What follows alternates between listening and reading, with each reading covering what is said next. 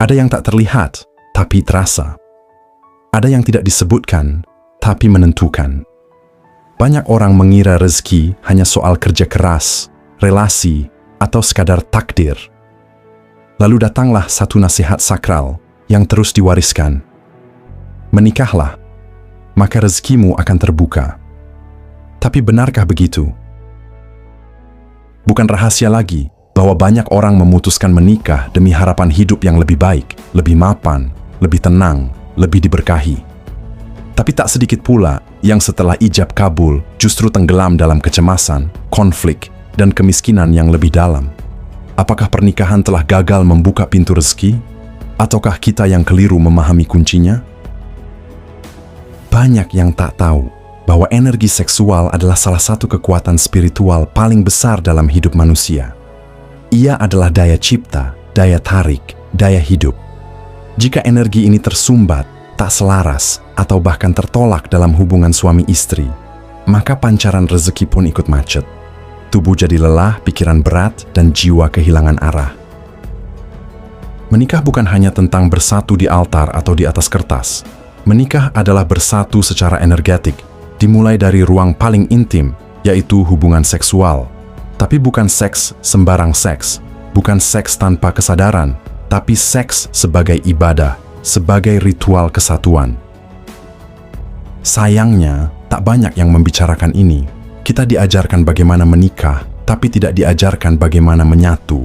Kita diajarkan tentang syarat sah pernikahan, tapi tidak diajarkan bagaimana menyelaraskan napas, ritme, dan getaran dalam hubungan. Banyak orang memasuki lembaga suci bernama pernikahan dengan harapan besar bahwa setelahnya segala hal akan menjadi lebih mudah. Bahwa setelah bersanding di pelaminan, rezeki akan berbondong-bondong datang, seperti janji yang pernah disampaikan dalam nasihat-nasihat turun-temurun. Namun, yang terjadi realitanya, banyak pasangan menikah, tapi tidak pernah menyatu secara energi. Mereka tidur satu ranjang, tapi jiwanya terpisah jauh. Mereka menyentuh tubuh, tapi tidak menyentuh hati. Mereka berhubungan intim, tapi hanya sebagai rutinitas, bukan sebagai ritual kesadaran. Kita harus mulai mengerti bahwa seks bukan sekadar soal biologis. Seks adalah tempat pertukaran energi paling kuat antara dua manusia. Ia bisa menyembuhkan atau sebaliknya melemahkan. Ia bisa membuka jalan kemakmuran atau justru menutupnya rapat-rapat. Jika dalam hubungan seksual, energi hanya mengalir satu arah, misalnya hanya pihak suami yang mencapai kepuasan, atau sebaliknya, maka ketimpangan itu menciptakan kebocoran. Dan kebocoran energi inilah yang lama-lama menjadi hambatan dalam aliran rezeki, dalam kesehatan, bahkan dalam kejernihan berpikir. Di sisi lain, ketika hubungan intim dilakukan dalam cinta, dalam kesadaran, dalam keseimbangan antara memberi dan menerima, maka tubuh menjadi medium penyatu. Jiwa mulai bersinergi, frekuensi pun berubah, dan dalam perubahan frekuensi itulah rezeki menemukan jalannya. Kesalahan banyak orang adalah menganggap bahwa cukup dengan menikah, semua akan beres. Padahal menikah hanya membuka potensi. Jika potensi itu tidak dirawat, tidak disadari, tidak diselaraskan, maka yang muncul adalah friksi. Dan friksi yang berulang akan menghasilkan kebuntuan energi. Tak sedikit pula pasangan yang hidup dalam hubungan yang membeku. Seks tak lagi menjadi ruang koneksi, melainkan kewajiban. Seperti mesin yang dihidupkan hanya karena harus, tanpa ada kehadiran, tanpa ada cinta, tanpa ada rasa. Dan inilah yang membuat energi tidak mengalir. Karena energi tidak bisa dipaksa. Ia hanya muncul dari ruang kesadaran dan kebersamaan. Jadi, jika hari ini kamu merasa rezekimu tersendat, jangan langsung menyalahkan faktor luar. Lihatlah ke dalam. Lihat relasimu dengan pasangan. Apakah kalian benar-benar selaras? Apakah tubuh kalian bicara dengan bahasa yang sama? Apakah kalian masih bisa saling hadir dalam keintiman?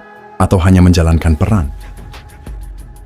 Karena pada akhirnya, bukan status menikah yang membuka rezeki, tapi keselarasan energi dalam hubungan itu sendiri.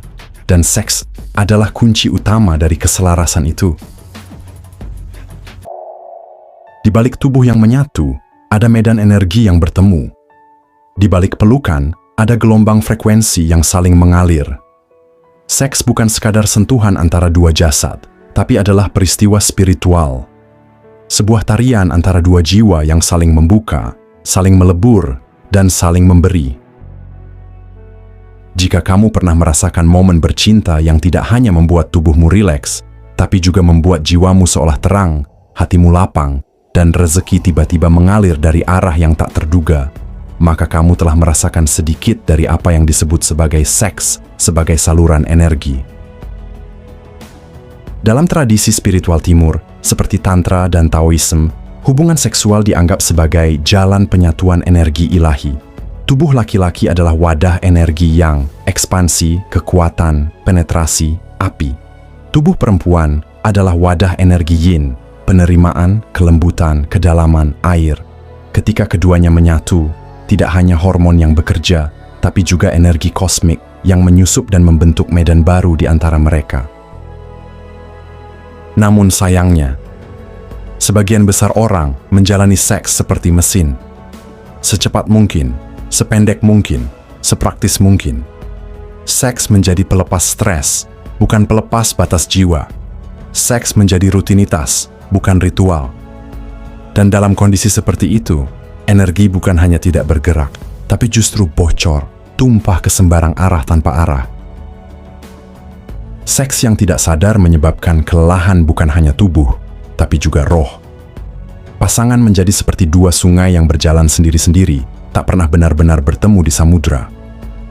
Energi yang seharusnya menjadi satu, justru saling berbenturan, membekukan aliran rezeki, kesehatan, dan keseimbangan batin. Seks adalah kabel konduktor energi. Tapi kalau kabelnya bengkok, kusut, atau dipenuhi karat trauma, bagaimana cahaya bisa mengalir? Energi seksual bukan hanya milik tubuh. Ia merambat lewat pikiran, perasaan, dan niat. Saat seseorang berhubungan seks dengan niat untuk menguasai, mengambil, atau hanya memuaskan diri sendiri, ia menciptakan sumbatan. Tapi jika seks dilakukan dengan niat memberi, menyatu, dan mengalirkan cinta, maka ia menjadi saluran. Ia menjadi sungai tempat rezeki bisa masuk, mengalir, dan membasahi setiap sisi kehidupan. Inilah sebabnya banyak pasangan yang setelah bersetubuh dengan cinta justru merasa ringan, semangat, penuh ide, bahkan merasa seperti diangkat oleh sesuatu. Karena memang begitu cara semesta merespons. Seks yang benar bukan hanya melepaskan, tapi mengisi. Bukan hanya tentang orgasme, tapi tentang ekstase jiwa. Ada satu kunci penting yang sering dilupakan: kehadiran. Kehadiran berarti kamu benar-benar berada di sana. Bukan hanya secara fisik, tapi juga secara mental dan emosional. Saat kamu hadir dalam setiap sentuhan, setiap napas, setiap desahan, maka tubuhmu menjadi altar dan hubunganmu menjadi ritual sakral. Di titik inilah energi mulai bergerak. Dan ketika energi bergerak, rezeki pun mengikuti. Karena semesta hanya menjawab getaran yang jujur, getaran yang tidak dibuat-buat, getaran yang datang dari keselarasan yin dan yang. Dalam hubungan seksual yang suci, tak ada pihak dominan dan tertindas. Yang ada hanya dua insan yang menjadi cermin satu sama lain. Masing-masing membuka luka-luka lama dan membiarkan cinta mengalir sebagai penyembuh. Tubuh wanita menyimpan luka turun-temurun dari generasi ke generasi. Demikian pula tubuh laki-laki. Ketika dua tubuh ini menyatu dengan kasih, maka luka-luka itu perlahan meleleh. Trauma leluhur yang tersimpan dalam DNA mulai pulih. Kesadaran meningkat. Dan ketika kesadaran meningkat, tubuh jadi sehat, pikiran jadi jernih, intuisi jadi tajam. Semua itu bukan mitos. Itu adalah hasil dari pertukaran energi yang suci dan selaras. Dan hasil akhir dari semua itu adalah frekuensi baru. Frekuensi inilah yang kemudian membentuk medan rezeki. Dan di sini kita mulai paham bahwa hubungan seks secara bebas bisa berbahaya. Banyak kasus seorang suami yang sudah menikah dapat pasangan selaras dan rezekinya sedang melejit. Namun, karena tergoda dengan perempuan secara sembarangan dan berhubungan badan, yang terjadi kemudian karirnya hancur berantakan. Itu bukan kebetulan, tapi energinya tidak selaras. Kembali ke konteks. Sekarang coba bayangkan, kamu dan pasanganmu seperti dua kutub magnet yang mulai sejajar. Ketika sejajar, mereka menciptakan medan energi yang sangat kuat. Medan ini bukan hanya memengaruhi suasana hati kalian, tapi juga memengaruhi vibrasi rumah, bisnis, relasi, bahkan anak-anak kalian. Inilah mengapa ketika hubungan seksual suami istri berjalan dalam harmoni, rumah tangga itu terasa adem. Bukan karena tidak pernah bertengkar, tapi karena ada energi dasar yang stabil. Dan dari kestabilan itulah, segala sesuatu mulai bertumbuh.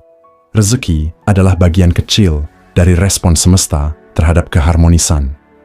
Ketika dua jiwa saling memberi dalam kebersatuan, maka semesta memberi kembali, dan energi seksual adalah jembatannya.